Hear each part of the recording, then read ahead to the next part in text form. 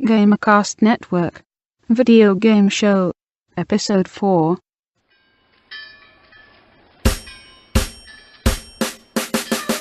Megs downloads the crack. Yo ho ho and a hacksaw rum. Latest version and I paid you jack. Yo ho ho and a hacksaw rum. Welcome to Gamertag. I just said Gamertag Radio. Yeah, you wish we were the good show. I know. Welcome to Gamercast Network Video Game Show, Episode 4 for Friday, September 22nd, 2006. I'm your host, Tom, and with me in studio, Chad. Hey. On Skype, Bob. This week, my boss told me that I don't take criticism well. And I told him he can go himself. And I learned something.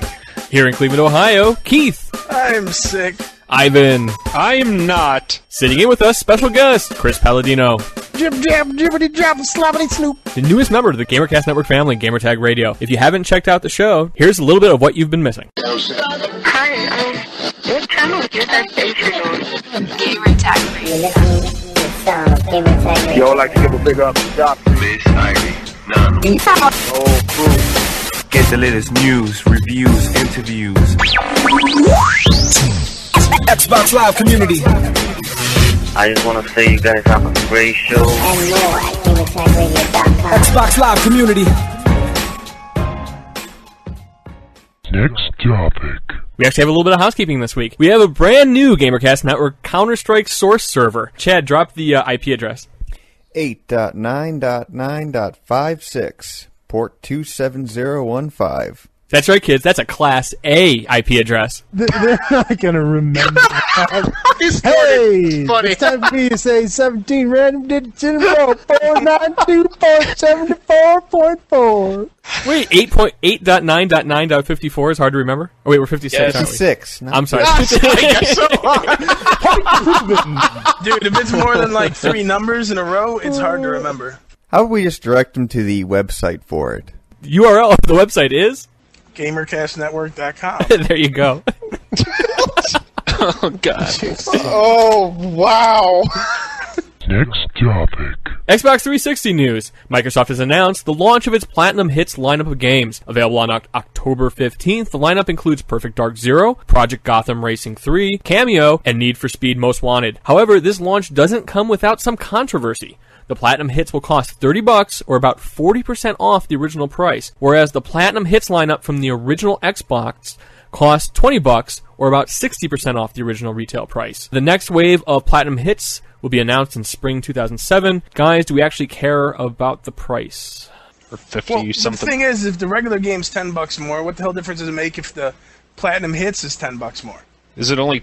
It's gotta be more than $10, right? No, 40% off. $20 and $30. It's a bigger difference because the regular Xbox game is $50 and the Xbox 360 game is $60. So then I don't understand why would they? So they got Platinum Hits for. Platinum Hits for Xbox? Xbox are $20. Platinum Hit for 360 is going to be $30. And the There's no problem with controversy is that they're not giving you as big of a break with the 360 Right. as they did with the Xbox games. Right. Okay. So my point being that it's still cheaper than the original cost of the Xbox 360 game. People will apparently bitch about anything. Hey guys, we were giving you these games for 40% off. Well, I had the normal Xbox. I got them for 60% off. So, you, Microsoft. Next topic.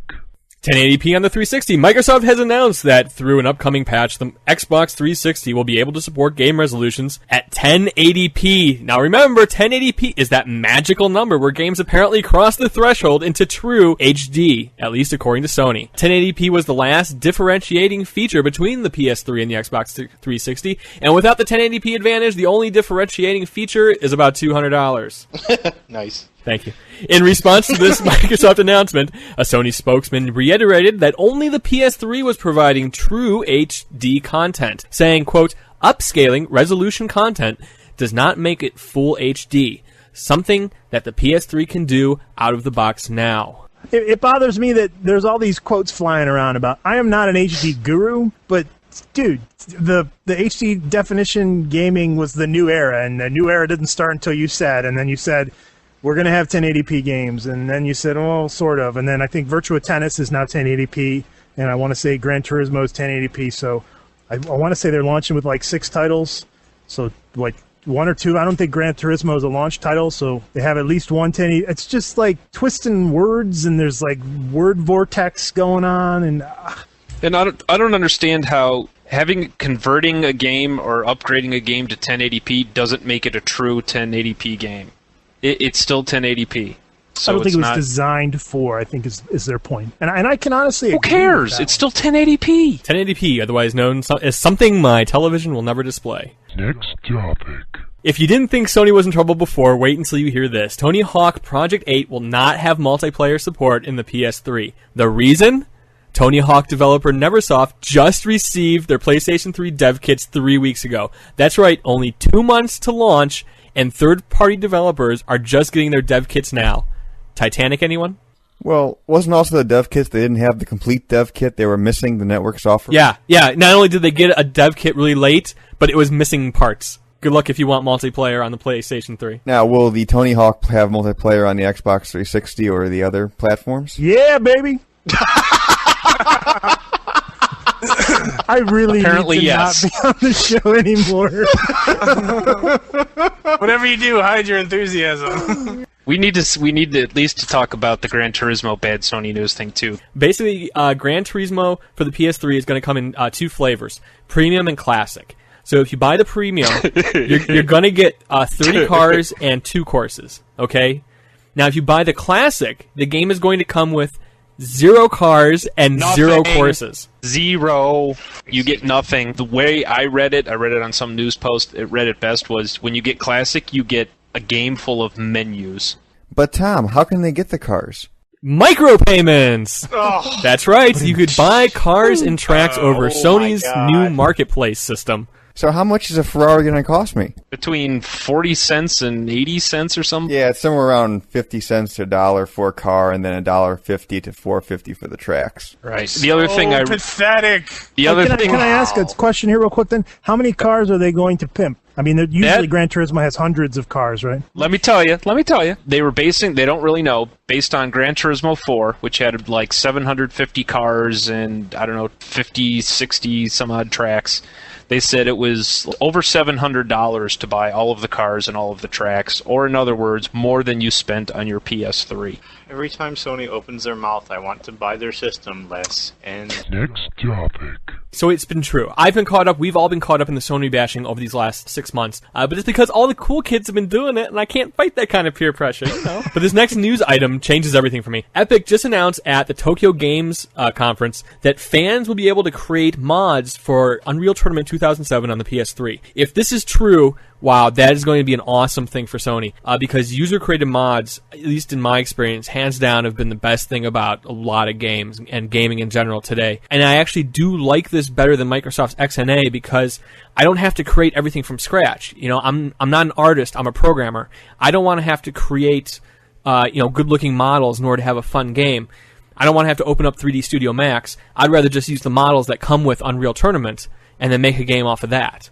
And that's why I'm actually liking this better than Microsoft XNA. So we'll see how this plays out. Chad, what do you think? Would you rather do a mod for Unreal Tournament, or would you rather make something from scratch with XNA? Well, as much as I like the program, I think the best thing to do would be to use something like a mod because, everything's there pretty much, and you're just doing some little tweaks to make the game more fun. Some of the best games out there over the past few years, like Counter-Strike and Day of Defeat, started as mods for already existing games. You didn't have to do anything from scratch. I will go on the record saying I love Unreal Tournament 2004. Awesome game. One thing that bothered me about that is the amount of mods. You can't just jump into a game anymore because I'm downloading for half an hour everybody's skins and everybody's little, you can't just jump into a game and get the standard configuration. There is no true, just plain old normal deathmatch anymore. Right, nobody plays the original stuff. Yeah, rapid-fire sniper rifles, and, I'm downloading some map where I'm like 2 inches tall and there's a giant sled in the background. I'm like, what is this? Can I just please play a normal game? The mods are something up to the effect of just changing the rules of the game in terms of like how the game plays rather than have all this download on your machine. That's... See, I take the opposite stance from Chris because I like that. I like jumping onto a game server and then finding something that I've never experienced before, even if there's a little bit of load time at the beginning while I download the mod. I mean, just last night, Chad and I were testing out our new Counter-Strike server. I had just jumped on another Counter-Strike server really quick, and they had a whole new rule system based on levels that I'm like, wow, I've never played this mod before. This is awesome. Tom, like you said, I mean, Counter-Strike for the most part is pretty standard. People have their little graphics. They have maybe their little sound packs. Maybe they have an intro splash screen. For Unreal Tournament, there is no standard. Is insane. You can't just play a regular game. This dude has low gravity on. You're like, oh, I don't like low gravity. Well, now my server browser list goes from 5,000 servers to 1,000. And then this dude has sniper rifle, one-shot ultra kill weapon.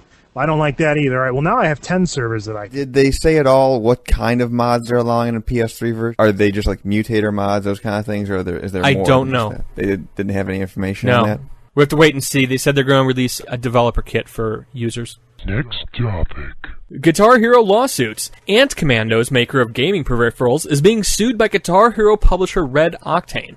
Ant Commando's made a guitar compatible with the Guitar Hero title, and frankly, their guitar looks a heck of a lot better than the one that is sold with the game. Red Octane's lawyers have gone into nuclear mode, ordering Ant Commandos to no longer make, advertise, or sell the guitars, recall those already sold, turn over all materials for destruction, and hand over all profits made. Yikes. Ironically, Wow. Red Octane is already being sued by Konami for making unlicensed peripherals for Dance Dance Revolution.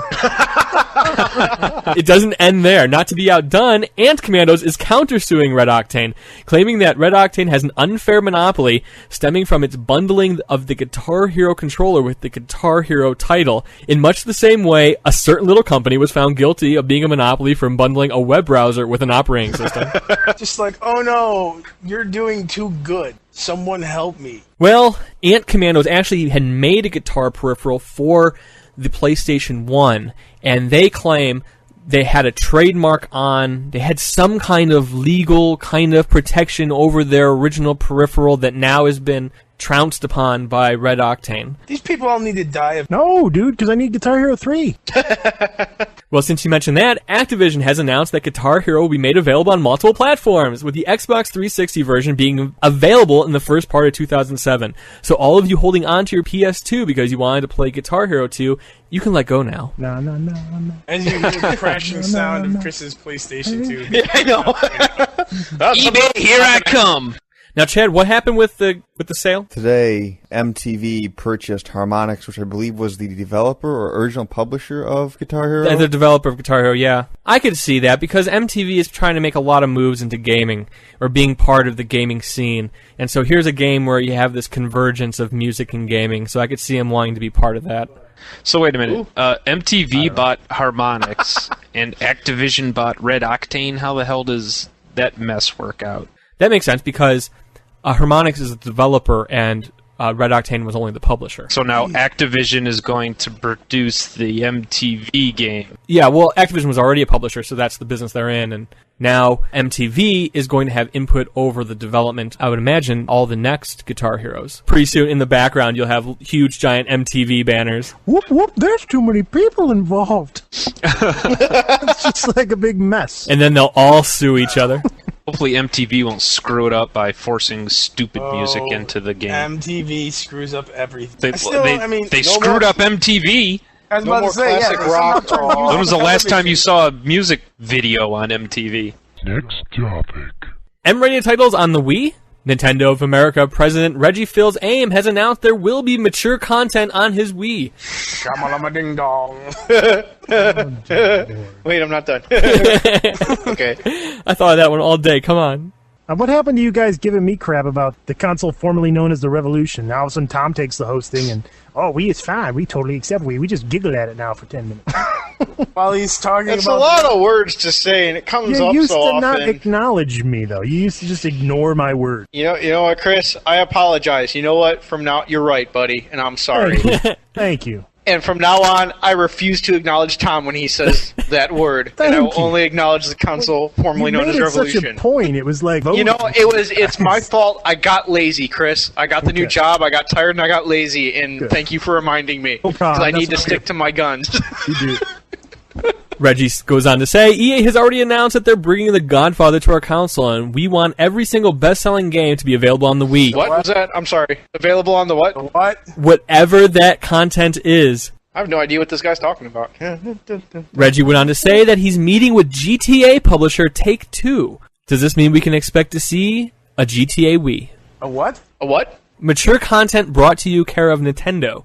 Did you ever think we would see the day?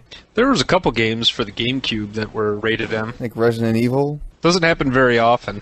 But it makes it sound like they're going to try to get all of the popular titles that are going to be on 360 and Xbox to also come out on Wii. That is an interesting strategy. I'm not sure if it'll work. Get popular titles on your console. It's pretty funny. We make games that people like. I am surprised, Tom. I have to admit. I thought for sure that they were going to push, all ages, everybody, acceptable content on the console, formerly known as Revolution. Well, here's what's going to be the funky thing, because you look at Madden, and Madden comes out on the PS3 and it's the 360, and you expect there's not going to be much difference between those two Maddens. But the Wii is going to be a lot different, you'd imagine, because the controller is so much different. Next topic. All right, let me pose a question to the group.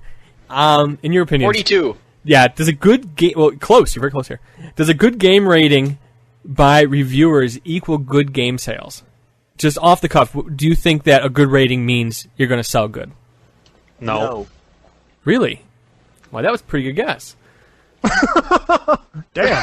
Well, they're only the two, so. Well, the Susquehanna Financial Group has released a study that used statistical that's my favorite analysis financial group. to show that there exists no strong correlation between how well a game is reviewed and how well it sells. The study used a sample of 1,200 PlayStation 2 titles and compared their sales numbers with their Metascore review numbers. So there you go. No matter how much we trash Halo, it will still sell. I'm not surprised because I'm sure half of those ratings are bought anyway. So, I mean, it seems like if a game has good production value and they have money, oh, look at that, it gets a good rating. Very rarely do you see a game with a high production value not get a good rating, at least something above an 8. But you know what? One thing that Chad and I were trying to think of yesterday is, can you name a game that didn't sell but had an excellent rating? And the only one that we came up with was Psychonauts, exactly. What was the PlayStation 2 Good versus game? Evil? Oni? Beyond Good and Evil. Okay, or just that was one. ignore Ico. everything that I say. Oni? Okay. Ico? Ico, yeah. That one got like a 10 everywhere, but it sold like 16 copies. And then there was a sequel to that one, Shadows of the Colossus, which I think did a little better. That was a sequel? It was the same developer. I don't know if it was a direct sequel, but I don't think it was. Cause it was the same vein. Well, Ico was about a little kid trying to save a little girl from shadow things, and I thought Shadow of the Colossus was that game where you climbed up big giant things and stabbed them in the head. I think in terms of how the game played and that kind of thing, it was kind of it was the same developer, I believe. I played Ico for a couple hours, and I rented it, I think, and it was okay.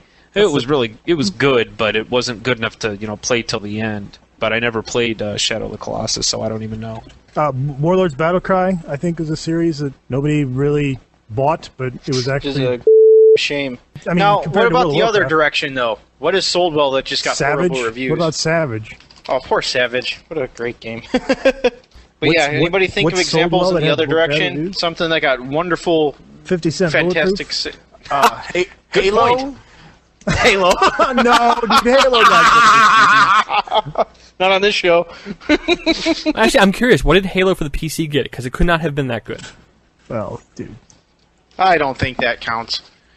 No. It's such an old and dated game. What did Half-Life 2 get on the cell phone? I mean, it's just not the same. I'll actually agree with Chris right there. So yeah, Doom 3. Oh no, because Doom 3 came out and everyone gave it a 9 except for me, who gave it a 7 or something, and then they all apologized and said we were wrong.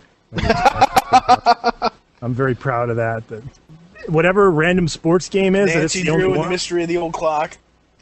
That got good reviews and didn't sell. I just wanted to say Nancy Drew. Very nice, Keith. Tribes. That's not Tribes? bad. Tribes, you're right. Tribes was a great game. That's the one I was thinking of. That's the one with the jetpack stuff too. Right. Yeah. The spin fusers. I mean, it was good enough to at least have a Tribes 2. Tribes 2 was great too. But And it also Tribes didn't sell 3. that big. They actually made a sequel to Tribes 2 called Tribes Vengeance. Yeah, which Tribes was Vengeance. pretty much panned by everyone. But that was reviewed well. Yeah, this is what we need Chris for, the font of useless video gaming knowledge that got him Yeah, a I'm job. trying- So I guess I'm it's trying not to think. terribly useless, but, regardless, go ahead. Next topic. All right, no more Wii pre-orders through Amazon. What was that? Last Friday, Say it right. which was September 15th. Say it right. Amazon I'm gonna keep began. talking, you No, say it because right. Wii was the greatest marketing move they could possibly. That name is awesome because That everyone name at sucks. it. And I said it in the past. It's whimsical and just fun to say. And you're gonna pick up Sounds your like a remote. You're gonna wave it around in the air, your little stick, and you're gonna say "Wii!" and you know you are. I will not. Thank you. So it's Wii, man. And you know what? Every time you guys say Revolution, guess what? I'm editing it out. No, you're not. Oh, that's low, dude. That's Because funny. anytime you talk, I'll edit it out in the main file. Son of a. Next topic. All right, Japan getting exclusive Microsoft Xbox 360 titles. In absolute ridiculousness, at the Tokyo Game Show this week, Peter Morris said, quote, "Our goal is to redefine the way Japanese gamers think about games." You know what? I go back to my whole kamikaze comment before. Oh, dear. You have anyone that's willing to do that, you're not going to change their ways. Just throw in the towel on Japan and focus on the United States. I was gonna ask one question. How big of it? How big is Japan's? How much of a priority is it for Microsoft right now? It's a very large priority. About a year ago, it was a humongous, gigantus, the priority because we all kind of, and this was before I was even part of Microsoft, we all kind of thought Xbox would do all right in the States. It's overseas is where the problem's going to lie. And then they saw that they made all this push for Japan, and they actually weren't doing very well in Japan. And when I was up at the Battle for Middle-earth 2 Community Day, I had asked Peter Moore, all right, well, what's the deal with Japan? And he kind of reiterated, yes, Japan is very important, but in addition to Japan being important, Europe is very important, and they just launched, I want to say, in South Africa, and they're going to be launching in India really soon, and all these places that next week. Because the economy is so worldwide Australia, now. Not that important. I didn't say it. A lot of people, even that listen to the podcast, a lot of them are from the UK, a lot of them from Australia. So it's very important. They're still trying. They haven't thrown in the towel and given up. I mean, Tokyo Game Show is evidence of that, but I don't think if it fails in Japan, everything is doom and gloom, but they don't want to fail in Japan, obviously. So let me ask my earlier question again. Did Microsoft offer you the chance to go to the Tokyo Game Show at all, or? Yeah, the problem with all this stuff is that I'm still living in Ohio because I got to sell the old house, which just sold. So thank you for everyone who's heard and wished me well and wished me luck. So I will be moving to Seattle here very soon. And Tony Hines had messaged me earlier today, and he said, oh, dude, I wish you were actually out here. And I would have loved to have been out there. He's doing the video hosting. You guys remember at E3 they had those two chicks from the PMS clan do the wander around and talk to people? Yeah, that was annoying. Yeah. I have a poster of them above my bed. Yeah, well, he's doing similar stuff, and he was asking me, he's probably actually asking questions that are pertinent. We were talking over IM, all right, what's some funny stuff that we can do that won't anger the Japanese people? So we were kind of doing stuff like, yes, find some people in cosplay outfits and run through the thing chasing the ghost people, or try and get the straight-laced businessman guy to do. There's this whole do thing in Xbox 360 campaign in Japan where they go to YouTube and put in Xbox Japan do video, and they have these weird songs and stuff like that. So hopefully they turn out all right. They're putting all kinds of content up. I haven't even watched all of it yet, but I guess Xbox Live today was a little bit slow. I would assume why. That would be why. But I would have loved to have gone to Tokyo Game Show, dude. Chris, this may be a naive question, but is Microsoft having a hard time finding Japanese developers? That's actually a really good question. I don't really even know the answer. And what they're trying to do is, yes, they're trying to get Japanese developers to make Japanese-style games for a Japanese audience. I don't know the details. Maybe I should know the details, but I don't know the details. I know Blue Dragon, and I'm showing my ignorance because I don't even know who's done it. Produced by, oh Jesus, Hironobu Sakaguchi. There you go. Sakaguchi! Well, here's a quick question. I don't know if you can answer this one, but here's just some thought. Sakaguchi! After Sony announced their pricing on the PS3 at E3, were any developers starting starting to make interest in Xbox 360? Because I know there had been a negative reaction from the Japanese public towards the PS3. I was wondering if developers and publishers over there started approaching Microsoft and saying, hey, we look at your platform. At my lower level, without being in the, because I'm in the business meetings with Peter Moore and Bill Gates all the time anyways. Well, I know.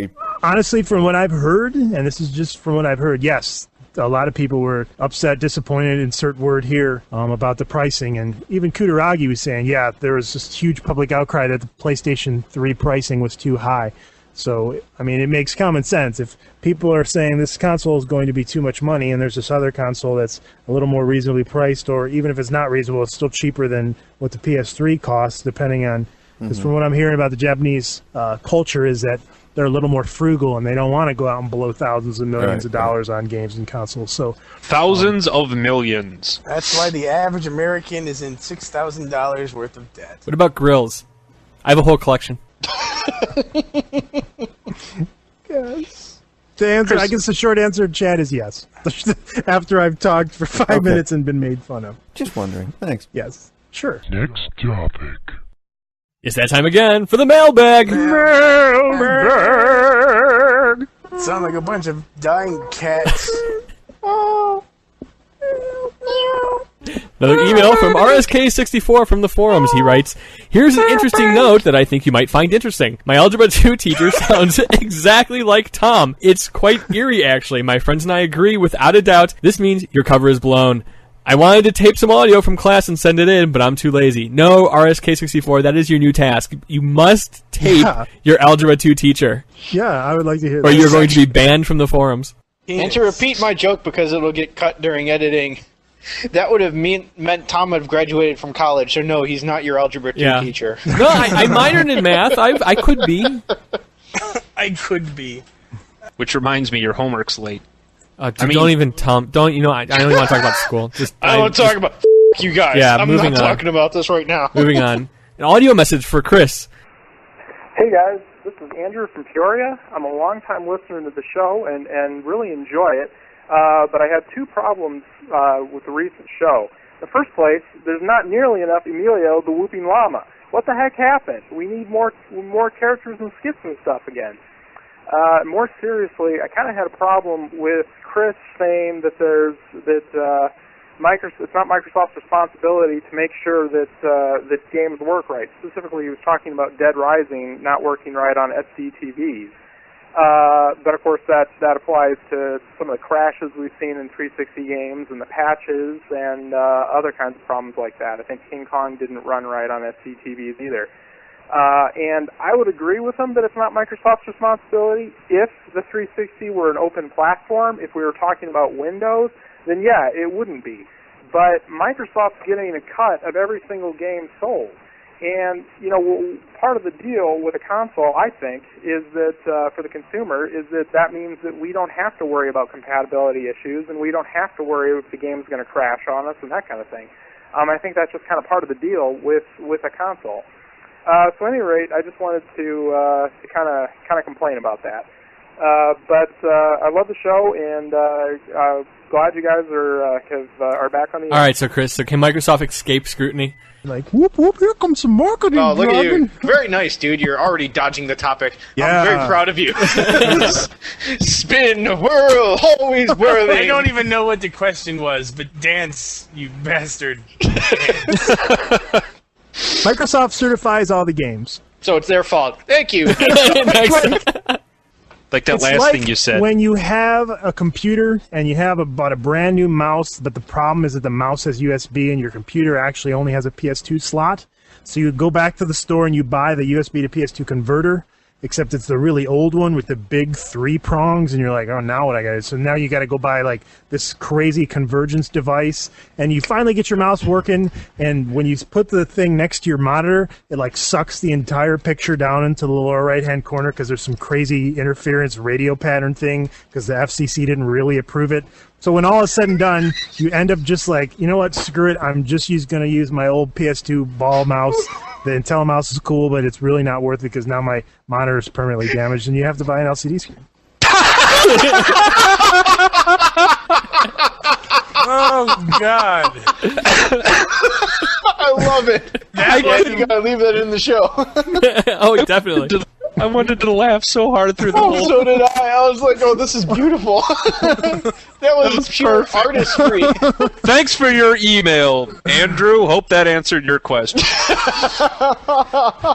What I will try and do, honestly, though, before everyone clicks, is I'll try and get an answer for that. Next topic.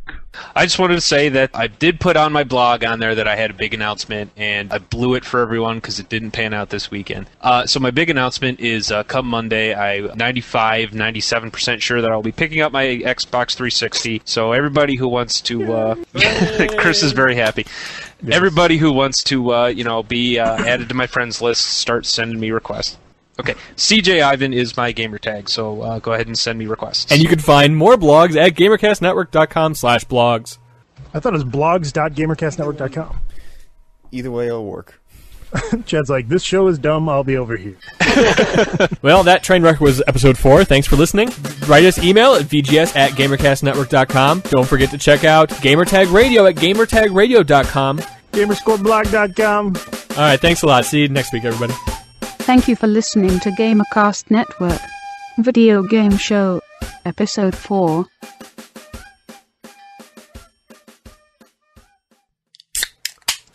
Coke, sponsor of the Gamercast Network. Cha-ching, cha-ching. Oh, that'd be great. I love my Coca-Cola product. It's giving me diabetes at a slower pace than Pepsi.